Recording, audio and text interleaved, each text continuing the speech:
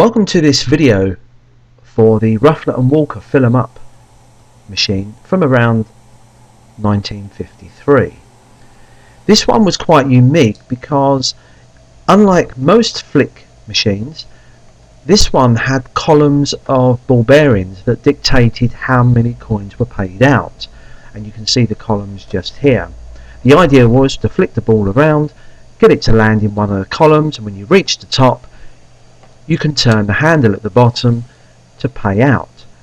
Again, another unique feature here is that just one turn of the handle paid out the correct amount of coins, and the system of how this operated is ingenious, and that's what we're going to look at on this video, is how the whole mechanism works.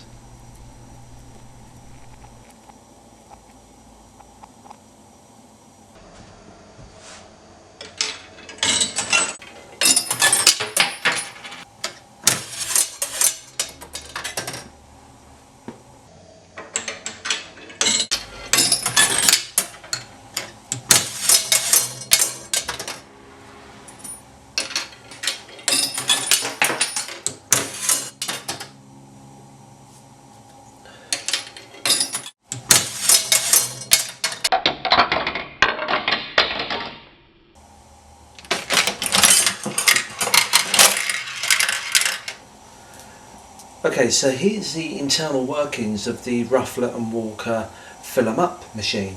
Now what you're looking at is the whole unit, and what we're going to do is to go through step by step to see what each part of this very complex mechanism actually does. So we're going to look at how the coin entry system works, the payout mechanism, the whole ball play area at the top here, and the payout handle over here. So let's start with the coin entry system. This is where your coin comes in and drops down this chute. The coin continues down here and triggers this little lever here, which releases the ball into play. And if I just emulate that, the coin continues down here and goes along here and fills up the payout tube, and the coins stack in there ready for payout. Any that overflow will go down here and into the back of the machine.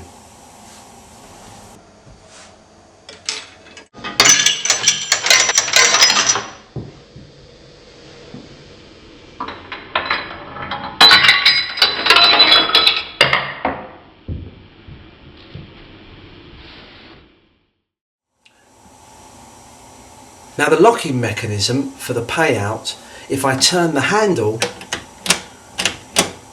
you'll see that I can't actually turn it because of this locking mechanism here. There's a little lever here that if I lift up will allow this part to move. Now this is connected to a wire here which needs to pull that up, and if we travel up we can see where this connects to. The wire is here, comes up here, and it connects to this lever here,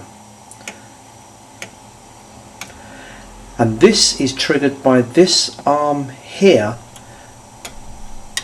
like that. Now these two panels here, the front one and the back one is the one that controls the lock, but this unit here is where the ball bearings go when they go through the front, and they drop down behind these two panels and they land on these fingers, these little catches down here, and the ball ends up at the back and tilts it up a bit like a seesaw. When the handle is turned, it then pulls that catch forward.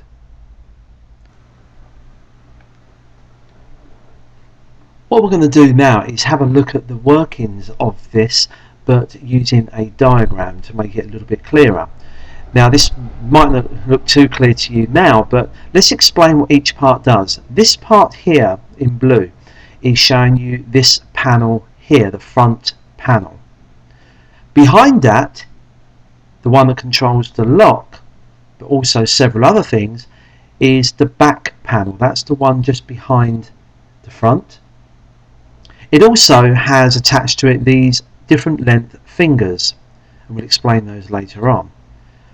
Down the bottom is that little catch that we saw, the little finger. That's one of these,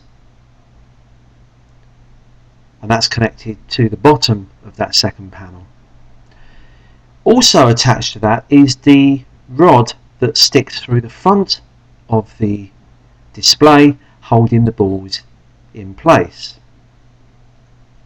Down the bottom is a flap, a payout flap that lifts upwards. There it is there. And if we take a look underneath, there is the flap that can twist upwards. Then we have the payout slides and the lever that can be adjusted. There are the payout slides, and there's the lever that will move to dictate how many slides are pushed out. So there's the whole diagram. Let's take a look at the sequence of events that happen when you get a winner. The front panel does have some movement. If I turn the handle, it will move a little bit, but because the catch, the little finger catch at the bottom, is not in place, and also the lock is on, we can't turn the handle all the way round.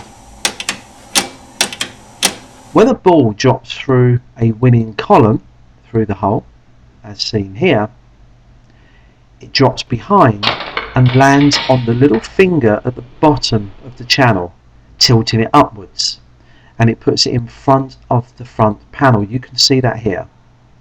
Up it goes as the ball lands on the other end. That means that when we now turn the handle, the lock lifts up and the panel moves forward, bringing with it the catch.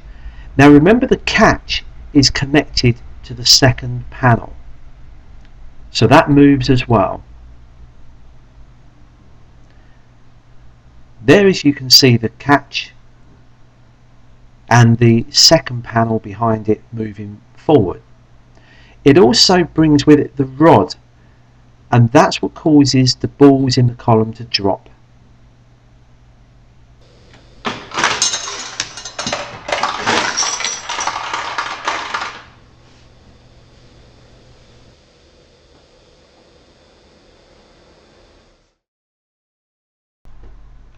So now we come to the payout flap at the bottom. Now this can lift up when you turn the handle, and we can demonstrate that here.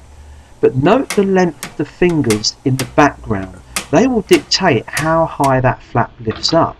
Depending on that, it will rotate this lever here to dictate how many slides to push out.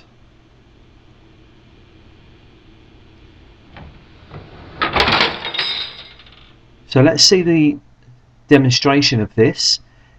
The flap can lift up, which causes the payout slide lever to move backwards and forwards, as you can see here.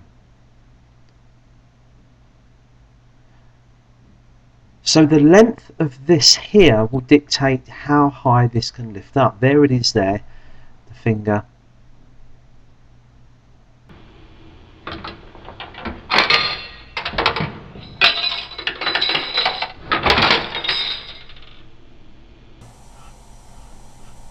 Here we can see where the lever can move,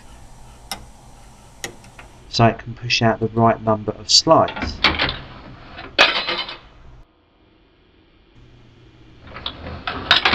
Don't forget, this video has shown you everything in stages.